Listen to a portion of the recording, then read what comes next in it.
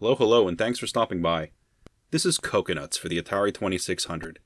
It was made by Telesys in 1982, and I'm playing this on a Retron 77 from a cart I bought as part of an eBay lot. The lot was a good price, and out of just over 30 games I ended up with only 4 or 5 dupes in the whole collection. So, the eBay lot was good, but the game, not so great. This is a super simple game, and I say that knowing Atari 2600 was a fairly simple system to begin with, and had lots of limitations. However, there are plenty of games on the 2600 that manage to be quite decent and have lots of replay value. This is not one of them. Okay, honestly, I didn't know this game even existed before it showed up on my doorstep. The cartridge has a slightly different case than a standard Atari cart, and it's got a colorful label. This makes it stand out a little from other games on the shelf, but that's kind of all the game brings to the table. As I'm thinking about this, I suppose it's possible they were going for a different target audience. This is a cartoony game, and it would probably be better suited for little children that would be easily amused, or easily distracted maybe. There are 2 characters in the game on a black background and 2 palm trees, with a monkey in one of them, named Coco. You play Stanley, who's just standing below the trees carrying an umbrella and wearing a hat. Okay, that's the scene. Then you start the game, and Coco starts dropping coconuts on you. Dodge them. That's it. Just walk away and let the coconuts fall. After a while, Coco stops dropping coconuts and takes a break. You just stand there. I guess this is supposed to indicate the end of the stage. Now, Coco makes little sounds because he's apparently angry that you've been dodging his projectiles. When you want to start up again, you press the fire button and Coco starts dropping coconuts faster. Dodge them. That's it. Don't let the coconuts hit you. When you do get hit by a coconut, you lose your umbrella. If you get hit again, you lose your hat. You get hit a 3rd time, and you get knocked out and the game's over. You get points for dodging coconuts, and you get a piece of gear back if you hit 500 or 1500 points.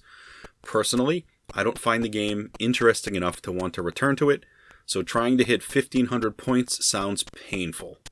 Seriously, I find this game really boring. It honestly feels more like a concept game. You'd never actually want to sell it, or maybe this would be like a college project you'd have for class. Better yet, it feels like this would be level 1 of a much longer game.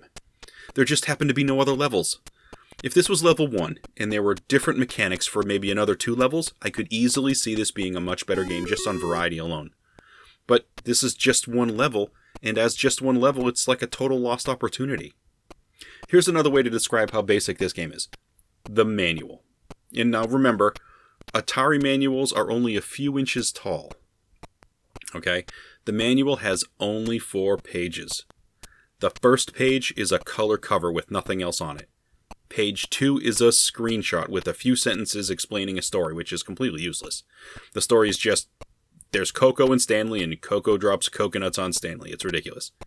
Page 3 explains the game. There's just a couple of sentences.